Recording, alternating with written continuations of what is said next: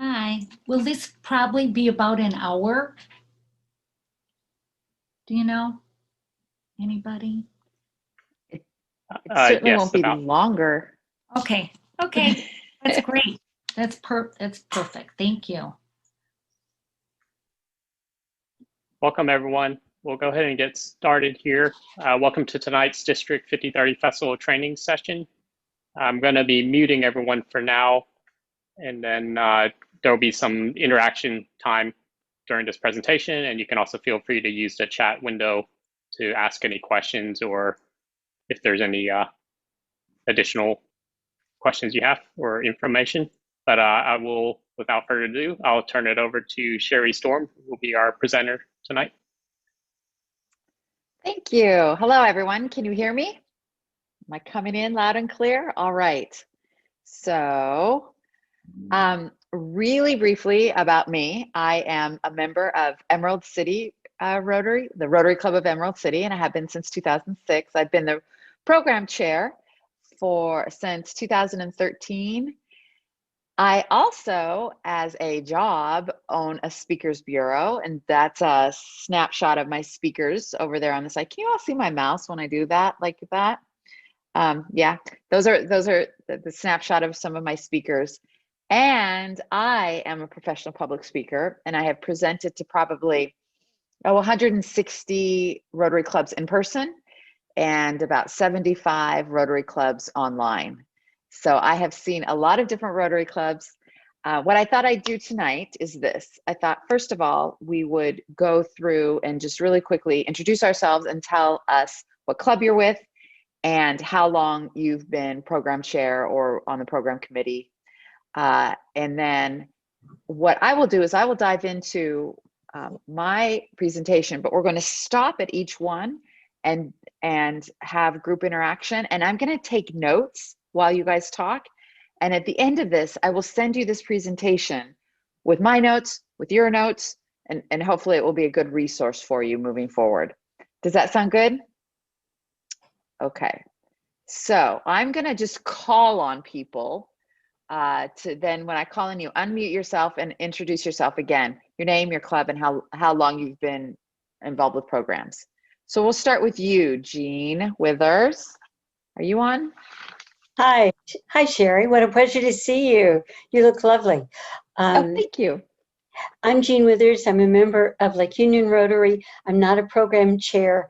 I have an opportunity to contribute ideas to our chair from time to time.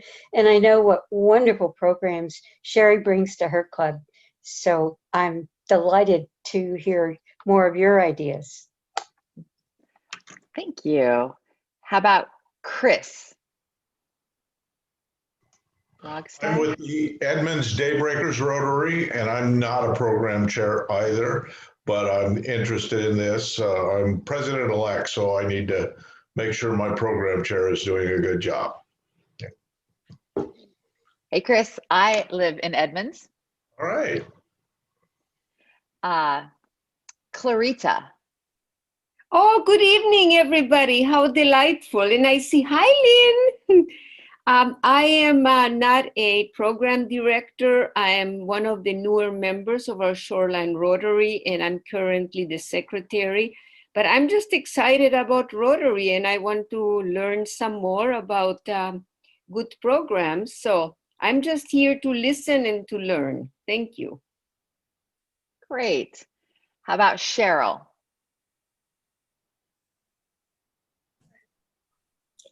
Hi, sorry, I just got on the call. Oh, did you just get on the call? Yes. Do you know what we're doing? Not yet.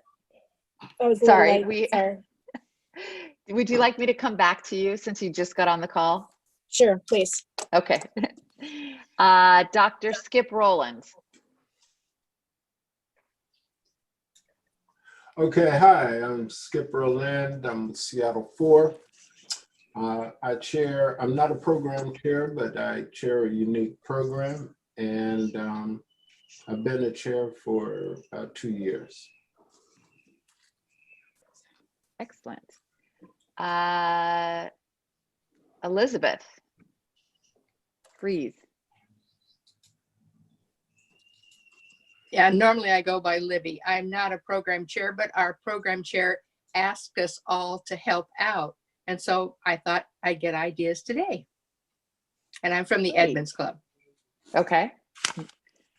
Jan Martinka? Yes. Hi, everybody.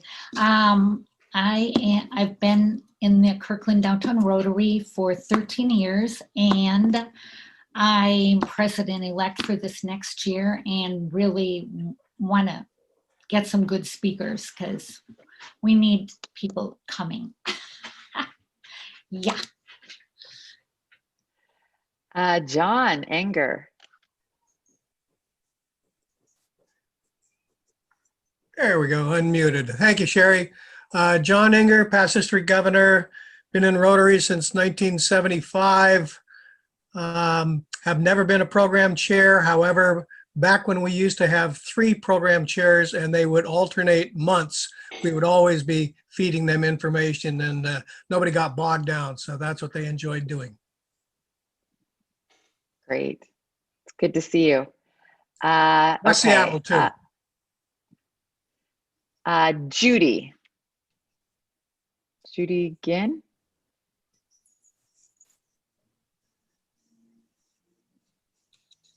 Not seeing Judy. Okay. Lynn Cheney. Hi, I'm Lynn Cheney. I'm with the Shoreline Rotary Club. Been president twice. Have never been the program chair, but always enjoy giving suggestions to our program chair and hearing about what other people are doing and sharing that information with the club.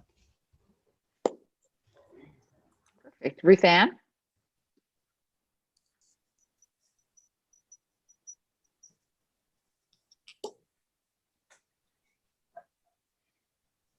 Ruth Ann. Okay, I'll come back up to you, Chris. Are you ready? Or Cheryl, I'm sorry. Wait, it was Cheryl, wasn't it? Sorry. Yes. I'm Cheryl Bosch. I'm with the North Shore Rotary Club. I'm on the board. I'm not the program person. However, we have one temporary, so we're all kind of pitching in and helping. And I'm an incoming assistant district governor. Okay. Great. Did I miss anyone? Okay. Then I'm going to switch this over and then I'll just get started. Okay, so in thinking through this presentation, I basically broke it into 5 different categories that I think are important. And that is finding speakers, organizing speakers, working with your president, working with a committee, and using programs as a way to grow membership. So what I thought I'd do, like I said before, is I will go over the first part of it, and then we'll open it up for discussion and get other people's input as well. So for finding speakers, the first thing to sort of think about is what categories your speakers fall into. And so I do know that Rotary tends to have a lot of speakers come from nonprofits. So we, as a Rotary Club, we often get people who work at nonprofits or run nonprofits who want to come and speak to us. But other places to find speakers are definitely business owners, professors, politicians, and one of the things about politicians, I'm not terribly political, and so I have a hard time finding politicians because I don't know who any of them are. But the one thing I would say about politicians is that every time I've heard a politician speak, they've always been well-spoken and likable. I mean, they didn't get to their position without having that acumen. The other set is authors. Authors often make really good speakers. But I have to say this, if you're ever going to invite an author to speak, one of the things I would suggest is actually have a Q&A and give them the questions in advance. A lot of times authors aren't the best public speakers, but they're very interesting. And so what I have found that works really well is to ask them, do like a fireside chat and ask them questions. I'm also a big fan of panels. I'm having one next week of the panels on organ donors. So I found 2 people who have been kidney recipients, and I found 2 people who donated kidneys. And the way this came up is I was talking to this woman at work, and she was telling me this story about she had a kidney transplant. She's like maybe 30, very young. And I asked her, so how did you find the person who donated your kidney? And she said, I met him at a bar. She goes, I was at a bar one night and I told this man I needed a kidney and he gave it to me. And I just thought that was the most fascinating story. I said, I want you to come speak to my Rotary because that's really interesting. And so she doesn't have enough content to fill up 20 minutes. But a panel of 4 people does have enough content. And so, you know, I sent them the questions in advance. I said, you know, I want you to talk about why you decided to donate, you know, what was the procedures, those types of things. Last year, in April, I had four people who had COVID when COVID was very, very new. But panels are great. And you know what? I'm actually going to jump back up to business. I'm going to jump back up. Nonprofits, but I want to talk about business owners. One of the things I really like to do is read Puget Sound Business Journal and look for any articles about startups that are interesting.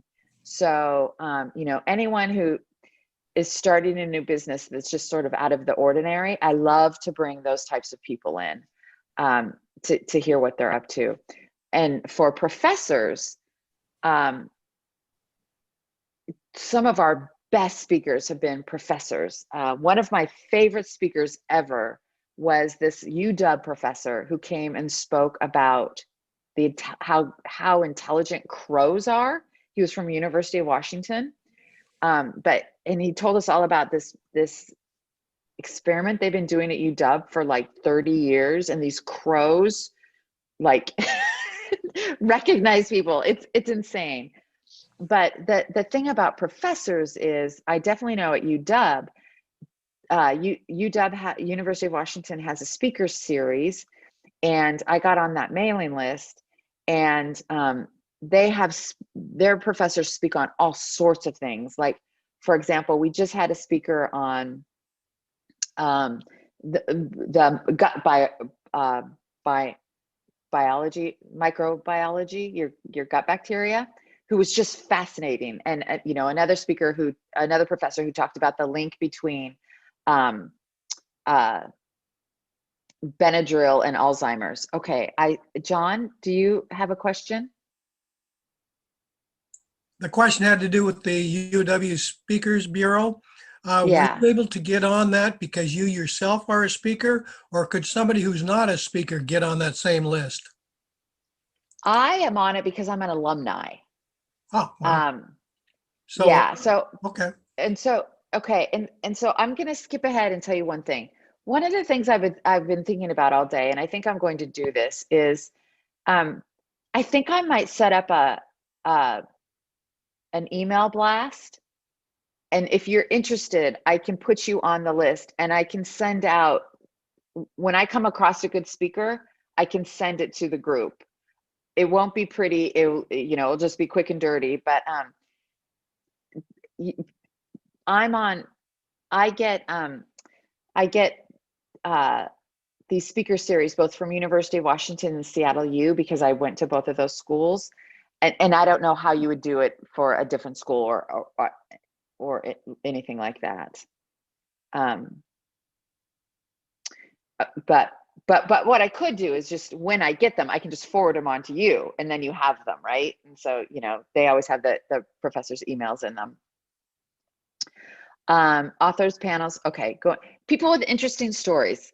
So, like I said before, if I'm talking to somebody and they are telling me something interesting, I straight up will say, will you come talk to my Rotary? Like, just because there are some people who are good at telling a story, who have something interesting to say, and I just line them up, and they've been some of the best speakers we've had. Okay, moving on to the next one, people who contact you. So your website should all have a contact us page on it, right? And if you do, you know that people will reach out to you and say, you know, I want to speak at your Rotary. I almost always say yes to these people.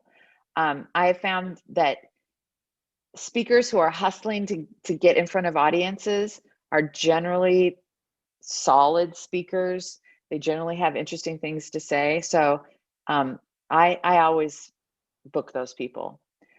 And then lastly is if any of your club members make a recommendation to you, I feel pretty strongly that you should book those people. I think it honors your club members, and I just think it's a good thing. So that's the types of speakers to keep in mind. So like when you're thinking of, oh, who should I invite? Think about those categories of people. Now, let me tell you where I find these people. So I still get paid for everything, and I have this folder, if you can see this, like, and when I am reading anything, if I see somebody who's interesting, I rip out the page. And so, like, for example, oh, this one's for the Rotarian, actually. But like, this is like somebody, I did an article about putting civility back into civil discourse. And I read this article, I thought that's a very interesting concept. So I rip it out. And then when I'm ready to sit down and work on my programs, I go to my folder and I look for people. And this right here, it says, ask Sarah from Girl Scouts about the Yo-Yo Grand Master. So that's what it says. I wrote that down because one time when I was at Girl Scouts, a mom was telling me that a Yo-Yo Grand Master spoke to her Boy Scout troop, and he was fascinating. I said, I need to get that guy. I want him to come speak to my Rotary about yo-yoing. So Puget Sound Business Journal, the UW, Alumni Magazine, Seattle U Magazine, Costco Connection. The Costco Connection, read your Costco Connection. There are so many they feature so many interesting people. Seattle Times, especially the Northwest edition. Sign up for the King County, Snohomish County Library Speaker Series. So like, for example, I just recently booked a man who was one of the first people to work on the Hubble Space Station. He was doing an online seminar for the Snohomish County Library. He was fascinating. There's also a district list, and so I put the URL right in there. And when you get this when you get my PowerPoint, you can get the link. But Jean and Wayne put together a list that you can add to, but it's just an Excel spreadsheet, and it has, I don't know how many it has on there, probably 30 or 40 speakers right now. And they've all been vetted by clubs. It's a great resource. So having said that, do you guys have other places that you found is a good place to find speakers? And I forgot to say the Rotarian. Anyone want to chime in?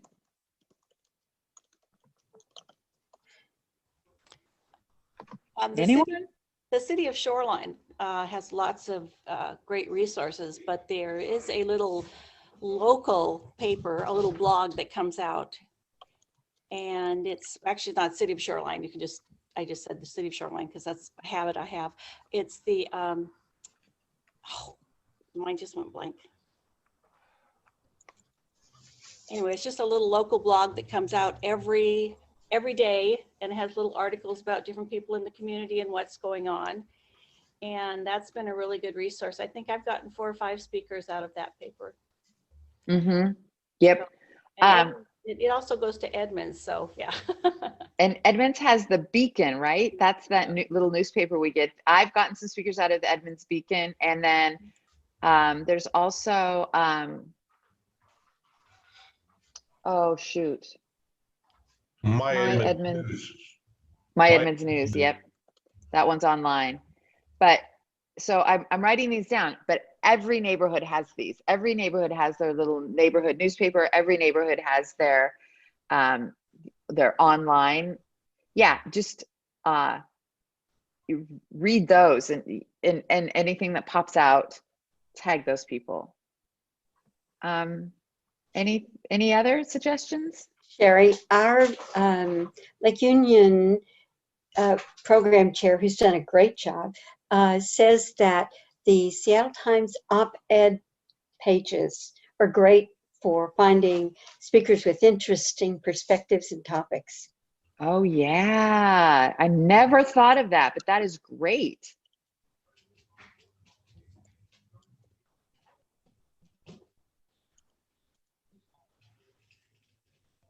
That's a great one. Anyone else?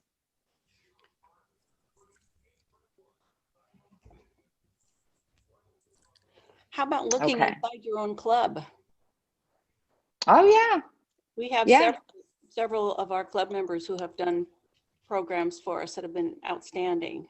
Yep, that is a great suggestion. Thank you. I didn't even think of that, but yes, you're right. And other clubs. I mean, for example, Chris Davis in the Ballard Club is a retired emergency room physician, and boy, does he have stories. I love it. I love it. Yeah, yes. Yep. Hi, Sherry, Clarita here. Like I said, I am not very knowledgeable about these things, but we have had lots of wonderful speakers from local service organizations and charity-based organizations like Mary's Place and others. And they've just been wonderful. So every time there is like a benefit event, a speaker may come to us and talk about us being involved in it. Right. Yeah, that's a very good point. John? Yes, I'm not sure who said that, but I was going to say yes, definitely other clubs. I have a way to get into Seattle 4, and of course they have an excellent category or catalog of past ones. But if you are connected to other clubs or other program chairs in other clubs, just staying up and following their bulletins and whatnot, see what they're doing. And so definitely work with other clubs. Mm-hmm. If you look, if you have joined on Facebook, the Rotary group that is the internal facing group, Rotarians of District 5030, there are often really good speakers named there. I remember Henry Wong named, made note of someone who was going to speak at his club. Another time, Seattle Northeast Rotary Club did the same thing, and often you'll be able to join in very easily. Mm-hmm. Yes, these are all great suggestions. Okay. So I'm going to move on, but if you think of other places for resources, just let me know and I'll add it. I'll add it later. Okay, so let's talk about staying organized, because that's probably the most challenging thing, I think. Well, in my opinion, it's the most challenging thing for a program chair, and it does make the difference. So a couple of tips for staying organized. First of all is, I'm gonna make this big again. I would recommend that the people involved have a shared drive. And if you can see this,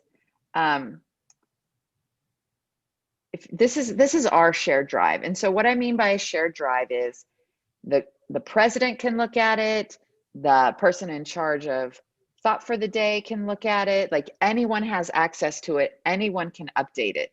And a couple things about this. First of all, for me, I have it bookmarked on my computer. You see where my mouse is right there? I have a bookmark, so it's really easy for me to get to it. And what it has here is it has the speaker name and their topic, and it just it's a good way to keep everyone organized. I will not lie, it has been a challenge to have some of my presidents access it, but if you can get them to access it, it's great. And let's talk about correspondence, because the correspondence is one of the most important things when lining up your speakers and keeping yourself organized. So here are my pieces of advice. Number one is keep it on email. And what I mean by that is sometimes I'll reach out to people on LinkedIn. Sometimes people reach out to me on Twitter. A lot of times Rotary clubs that I'm speaking at will text me. If you have, when you have correspondence in a bunch of different disparate platforms, it's easy for it to get lost in a shuffle. So I funnel everything through email. If somebody texts me, I send it back to email. Second thing, for your email, always make your subject line have 3 things. It needs to have your club name. So when your speaker is running late and trying to figure out where the heck to go, they need to be able to sort through their email box and see your name, not Rotary, not club meeting, Rotary Club of Emerald City. Because for me, at any given time, I have 7 different clubs I'm speaking at. You should also have the speaker's name in the subject line, because when you are trying to go through your email addresses or your emails and try to find the speaker, you want it right there, easy to see, and the date of when they are speaking. And what I do with that is every correspondence has that heading. And the week before they're supposed to go on, when I send them the email reminding them, I use that email thread so that the speaker who says, oh, wait, you didn't tell me it was on May 18th. I say, yes, I did. Read this email. Always send the address and the Zoom link in a calendar request and in an email. You want to send it to them in 2 places. Sometimes calendar requests don't work. You wanted to have them in both places. Always exchange mobile numbers. This is for when you're meeting in person and when you're meeting on Zoom. When they don't show up, you want to be able to call them on their mobile. And you want them to be able to contact you if they're stuck in traffic or they've had an emergency or something like that. So make sure that you always have one another's mobile numbers. A few days before the speaker is supposed to speak, send them an email and remind them of the starting time. Remind them that there's going to be club business, so that they know, they should know the flow of the meeting before they get there. Remind them how long they have, that they only have 20 minutes, and remind them that you end promptly. I put together this sample email from one that I did a while ago. It's online speaker for Rotary Club of Emerald City for Dr. Williams on February 2nd. Oops, what the heck? So I said, very excited for your presentation on Tuesday. Below is a good link. If you would please log on at 7:24 a.m. Pacific. Then we can do a quick test of your screen share. Make sure that you're all set with your PowerPoint. We'll have club business until 8, and then you'll take the stage for 20 minutes. I still need your bio. This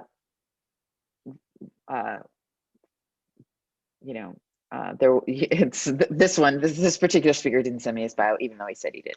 Anyway, so a few things. Number one is always specify the time zone, which seems weird, but now we've got a lot of people who are living in Arizona and calling in, or whatever. So specify the time zone, and I always specify if it's in the AM or the PM. My 3rd speaker that I ever booked for Rotary was a woman by the name of Isabel Supe, and she was this amazing speaker. She wrote a book called Starry Night. She was actually climbing one of the 7 peaks in Bolivia, and her 2 climbing partners died, and she had to get off the mountain by herself. And she was coming into Seattle, and I booked her to speak, and she never showed. And when I finally got a hold of her on the telephone, she said, "You meet at 7:20 in the evening." And I said, "No, in the morning." And she said, "That's crazy, ridiculous. Who meets that early?" I said, "No, it's the morning. It's the morning." So she never showed up because she thought she was supposed to be there at the nighttime. Always tell them what you're going to use your bio for. So if you are going to put their bio on the website, they should know that. It's just sort of a common courtesy for speakers that they know that you're publishing their bio. Always tell them when to log on, especially if you want them to log on a few minutes early, which is what I would recommend for speakers who are going to do a screen share. Always be nice to them. And I'm sure all of you are thinking that goes without saying, but let me tell you, I have dealt with probably 400 Rotaries, and 98% of the people are very nice to me, and about 3% aren't. I have definitely dealt with very rude people in Rotary. You are the face of Rotary. So you should always be delighted and enthusiastic for their presentation. Yeah.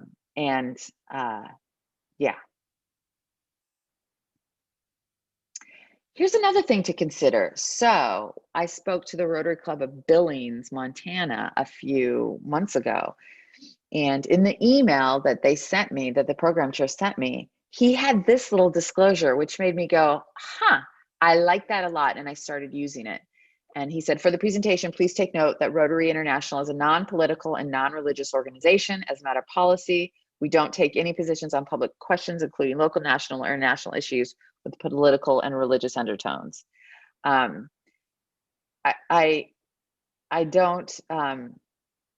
don't know if that says what I mean. I think it says one thing. I don't know if speakers interpret it the same way, but I like that. I like that sort of that disclaimer. Okay, so that's my little piece on staying organized. Do you guys have other things that you would recommend about staying organized?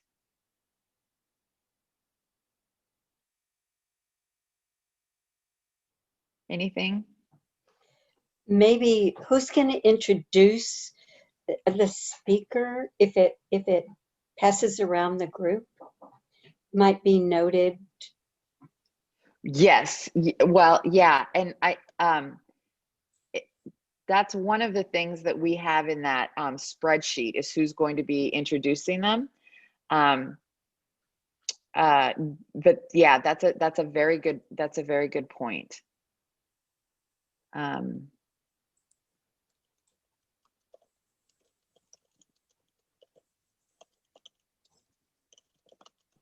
When we meet in public, do we want to say anything about be our guest at dinner or something so that it's clear that even though we may not be paying them, we are buying their meal? Yes, and you know what? I thought of that late today, that when we are meeting in person, your note to them should include the physical address, parking instructions, parking instructions. I'm sorry. It should include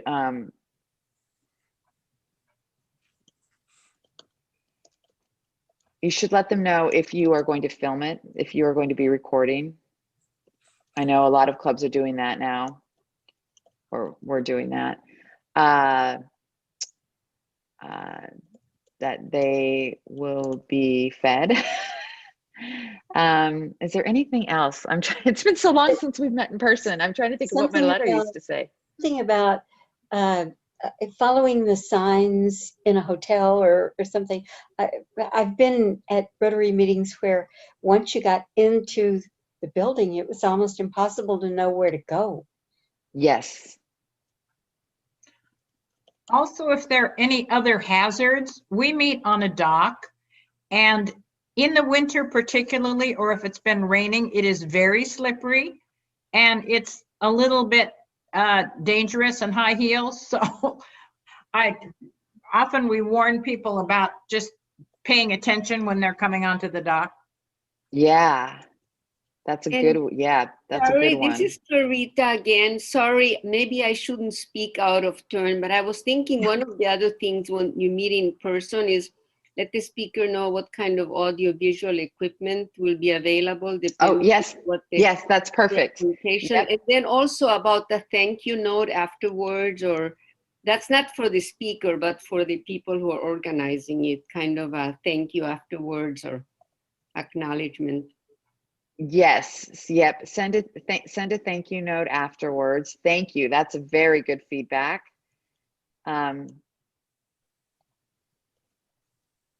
Yes. Yeah, that's great. Yes. And you know, I have to say, lots of Rotaries give out trinkets. I pulled some of mine out. There's what Redmond gives out. This one gives out, this is chocolate from the Rotary Club of Eugene. One Rotary Club the Rotary Club of Evening Star Palm Springs gives out a, I don't know what kind of glass this is, a highball or something. Lots of them give out the four-way test, little coins with the four-way test on it.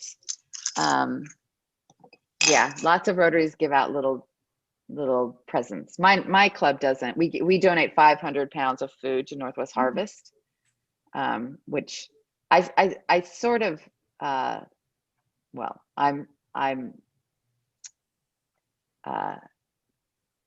lean towards that being a very good thing to do. Okay, and anything else about staying organized?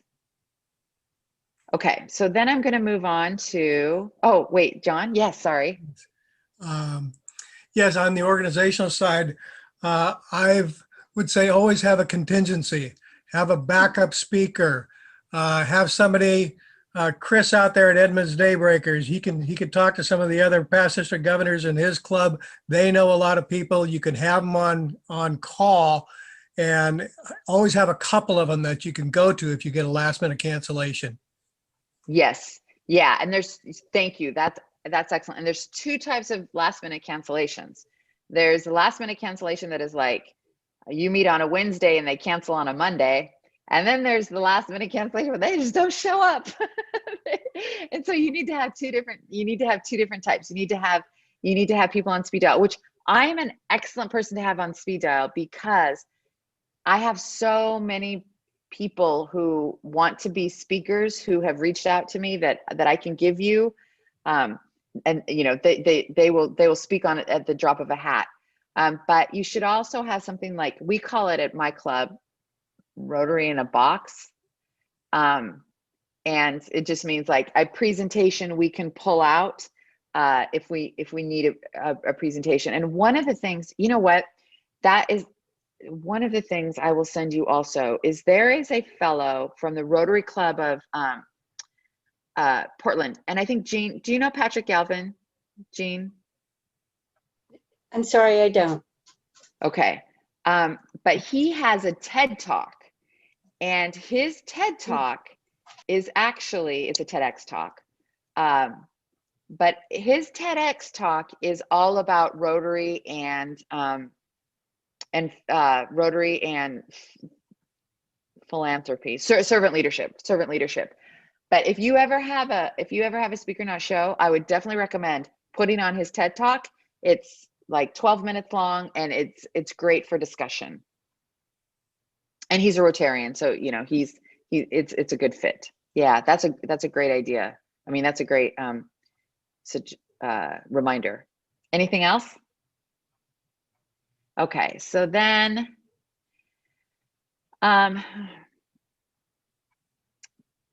so this is my advice for program chairs. I thought there would be more program chairs on this call. What I would tell program chairs is this. I would say if you are a program chair for any length of time, you should make sure that you're working well with your president. And what I mean by that is, sit down and at the beginning of the year, when you have a new Rotary president, sit down and talk to the president and find out what he or she wants or needs. And I'll give you some examples of what I'm talking about. So like, for example, I had one Rotary president who said, I want to book some of my own speakers. Like, I want to be free to line people up. And so like every third week, keep it open for me. Right. And that worked great. I had another speaker that said, or another president who said, when I look at the calendar and there's not at least 4 weeks of speakers, you give me a heart attack. So don't ever let it go less than 2 weeks. Don't ever let it go less than 4 weeks without like having a speaker lined up. Different philosophies. I had one president who wanted to be CC'd on every correspondence with every speaker. The other presidents are like, no, go ahead, do your thing. The other thing I would ask them is, what kind of mix of speakers do you want? Because like I've worked with Rotary presidents who've said, I want everything to be around the 7 tenets of Rotary. Like I want everything to tie back to Rotary. Then I've had presidents who've said, we need more business people. Like we need to be talking to business people. We need to be talking to, they want a different flavor to the meeting. So definitely ask your, sit down with your president, also ask them, like some presidents want to have happy hours sometimes.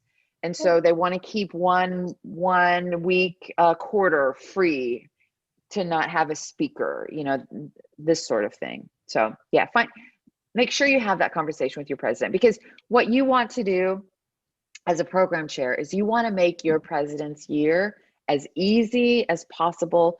You want to be supportive and like help them fill their vision. So yeah, definitely be having those conversations. I also had one president who, in my phone, I had to program my phone for his contact information. It said his name, don't answer, because he would always call me. And unless I was in front of my computer with my notes in hand, I never could give, because he would say, who's the speaker in 2 weeks? And I would say, I don't have these things memorized. I have to be in front of my computer. And he would say, I bet Gene knows who I'm talking about. But he would give me a bunch of stuff that he'd want done. And unless I was in front of my computer, it never ended up being I would always forget something, or so, yeah, so. Okay, and so then the second thing is working with a committee. So some clubs have committees, some clubs don't. By the way, this visual right here is actually Instagram's computer generated peaceful locations. That is fake. Is that not the most pleasant thing to look at right there? Beside the point, but committees are great. But here is my recommendation for working with a committee. There's really two. As a program chair, you should figure out what type of help you need. And what I mean by that, like in my instance, I have no problem finding the speakers. I don't necessarily need help finding the speakers, but what I have a hard time with is the organizational part of it, the back end part of getting them on the calendar and getting their bio and so the way that I use my committee is that I give each person a date and just say, you need to come up with a speaker on that date. And when you come up with that speaker, that means you are doing the correspondence, you are getting their bios, you are putting it on the calendar, like you are you are doing all the organizational work too. I've seen other committees where the program chair says, I can do all of the organization, but you guys need to give me ideas, and so I've seen it work both ways. Yeah, and so you really need to think through how you want to work with your committee. I've seen other committees who vote on every speaker. I've chosen not to go that route just because it's a lot of work. And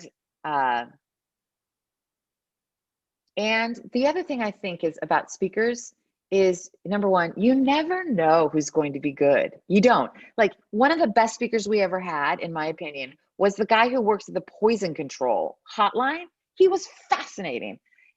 I wouldn't have guessed that. You know, poison control wants to speak. Some of the worst speakers I've seen are business leaders who you know, run huge companies here in Seattle. So I think when you try to make the decision via committee, you run the risk of turning down a lot of people because maybe you have one person on the committee who says, oh, I think that will be boring or something.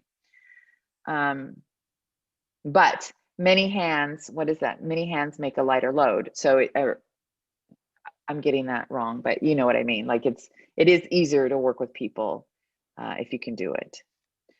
Okay. And then lastly is invite a member program. So one of the things that I think is that I try to do, and I think is a really good idea, is as a program chair, if you have a really good speaker who you can envision, like a speaker who somebody might want to invite a friend to come and see, you should tell your club way in advance and be very prescriptive. Like, for example, if you ever have me speak at your club, I wrote a book called Motherhood is the New MBA. I talk to using your parenting skills to be a better boss. I talk a lot about women in leadership roles. If you're going to have me speak, you should invite a woman to Rotary Day. Or if you're going to have somebody speak on paying for college, invite a parent to Rotary Day. Or if you're going to have you know, somebody speak on career opportunities in the film industry, invite a college student to Rotary Day. You know, so when you have a speaker lined up that you think would be good to invite guests to, get your club hyped up about inviting that type of person to come see that speaker that would be relevant to them, right? The other thing about using your speakers to grow your membership base is speakers can become members too. Isn't that how you joined, Henry? Is you were a speaker first and then they hooked you in? So yeah. So you know, one of the things that I would strongly recommend for your club is to really consider how you're treating the speaker. So, like, for example, when you're meeting in person, somebody needs to sit by the speaker and talk to them. You should never have your speaker just hanging out in the wind, sitting by themselves. You should assign somebody to talk to them or put them at a lively table. I have presented at a couple of different clubs, not very many, but a couple who've done such a good job being really inviting to the speaker. And here's what I mean by that. Like, I have presented to clubs where when it's time to do happy bucks, like 5 people have held up a dollar bill and will say, I can't wait to hear Sherry speak. And like, as a speaker, you're just like, that's so flattering. And like, it just puts you on such a good, in a good mood before you go up and take the stand. When it's time for Q&A, your club needs to ask questions. Like, even if it's just like, you need one person who you say, hey, can you be my stand-up guy or gal and ask a question if no one's asking a question? Another thing that I've seen that's really awesome is I've had some clubs say, okay, on the count of 3, we're going to applaud Sherry in the chat room. And so what they do is they all go into chat and they say, and the president says, okay, ready? 1, 2, 3. And they all say something like, great presentation, love listening to you, you know, thanks a lot for, and it just fills up the chat box. And it's just like applause. And it's like such a nice thing to experience as a speaker. these are the types of things you really should get your club to do, because I think it will, in the long run, will help Rotary help people understand what a cool club Rotary is, you know, like starting with the speakers. Okay. I think that's it. Do you have other things that you would recommend? It seems to me that a really valuable thing to have on your list, somebody's list, is what's going on in the big picture. Like, is Veterans Day coming up? The best program that one of the clubs I belonged to ever had was hearing from the veterans in the room. And other times, Mother's Day coming up, and who knows, but something special having to do with what is going on in the big picture of the world. Yes. Yes. Yep. Yes. That's very good. Thank you for picking that up, because you are right. And as a program chair, you need to be thinking about those things weeks in advance. You know, like you need to be thinking about Veterans Day back in September. You know, the other thing I would say is, I think another very powerful thing is something that has to do with members' children. So like, for example, we don't anymore because our club has shrunk so much and there's so few people with children. But when our club was big, we had a Christmas party and members were encouraged to bring in their children. And we had Santa Claus, Merle Carner from Washington's Most Wanted would dress up as Santa. And my 3 daughters loved Rotary Santa. Like we would sing carols, like they got to get out of school. They'd come down to the WAC, we'd sing carols, they'd get waffles, they'd sit on Santa's lap. You know what that did is it really solidified in my children's head that Rotary is someplace for them, right? Because if we want the next generation to join Rotary, we have to win their hearts and minds when they're very young. And so I would say put something on your program that invites the kids and make it really fun and memorable.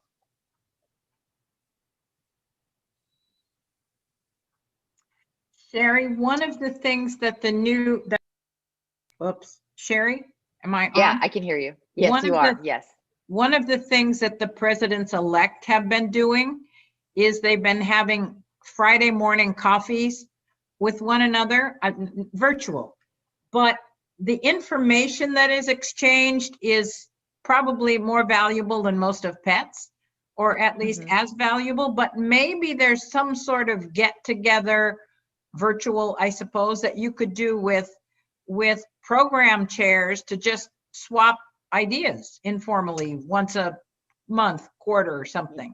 Yeah, no, I think that is, I think that's a great idea. And there's a couple of clubs I help out. Like I will send them speakers' names because I know that they have challenges with their program chairs.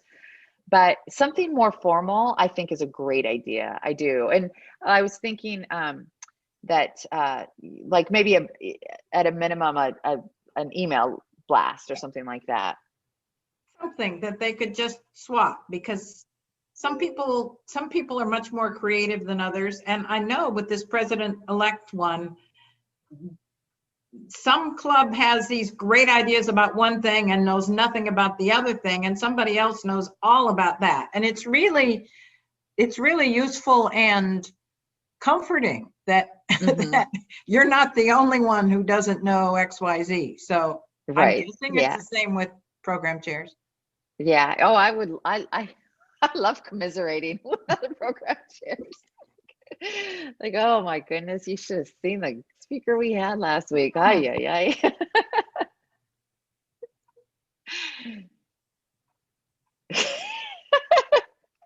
I'm starting to think of some of the weird speakers we had.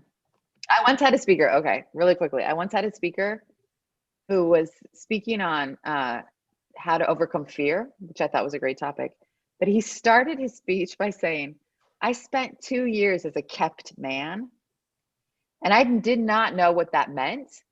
And when he was done, one of our Rotarians raised his hand. He said, can you tell me how to become a kept man? And so I looked it up and I was like, what? You guys know what a kept man is? That's crazy. Why would he start with that? Who does that? That's okay. Is there anything else? So what I'm going to do is I will send you this PowerPoint, and it has my information on it. It has the link to the district spreadsheet that I was telling you about. If you want to be on my soon to be started email blast, send me an email and I'll get you on there. Yeah, was this helpful? Did it? Yes. Okay. Yes. Okay, well, I think that's all. I think that's, I don't know how you end these things, but I'm done talking. Oh, John? I Yeah. just wanted to say a couple of things. One, you hit on it, so I didn't have to talk about it, and that was membership, because programs are definitely not only attracting and bringing somebody, they find interest, hey, this looks like something, but it's also the retention of getting our members especially when we get back meeting personally. Programs make it worthwhile to come to Rotary. So there is that. And the other thing you talked about is the backup person in the committee. And Gene Withers did that for me, and I didn't even realize it. But when I was a district governor, what was I? I was a speaker every week, and Gene would feed me information on 2 or 3 club members that I could weave into my presentation, and that drew instead of listening to this boring old past district governor, I was able to connect to their clubs, and it was Gene that did that for me. Thank you, Gene. She still does it. It also occurs to me that, Sherry, when we are having hybrid meetings, so that some of us will be there in person and some will be on Zoom because they didn't get up in time or whatever. That's going to be a really special kind of issue that, boy, I sure don't know how to deal with. And at some point, I sure would appreciate somebody telling us what and how to deal with that. Well, I'll tell you, I have presented at a couple of hybrid meetings now, online. And so what the club does is they had me on a television, so everyone in the room could see me big, and then but it was a Zoom call, and they had the camera facing the group, so I could see. If you can picture this, like I'm pointing to all of you right now. I could see all of you because some of you are on Zoom, but I could also see the room, so I could see the people sitting at the lunch table. And here's the great thing about that. You can get speakers from all over the world. I have a fantastic speaker from Africa. He is willing to speak at any time. It just opens up a whole possibility of the types of speakers you can get because they don't have to come to you in person. So I'm sort of excited about that part of it. I hope that we all can figure out how to pipe people in.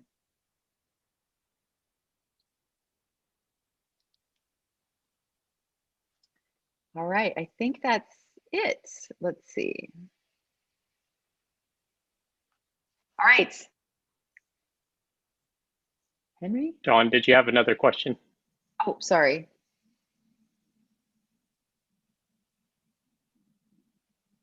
Oh, no, okay. Thank you everyone for attending tonight's session. And again, this was being recorded, so it'll be available on the district YouTube site at some point. And then I'll make sure Sherry gets the attendees list to email out the presentation. When will all these be on the site? Will they all go on at the same time, or do they go on like the day after they've been held, or?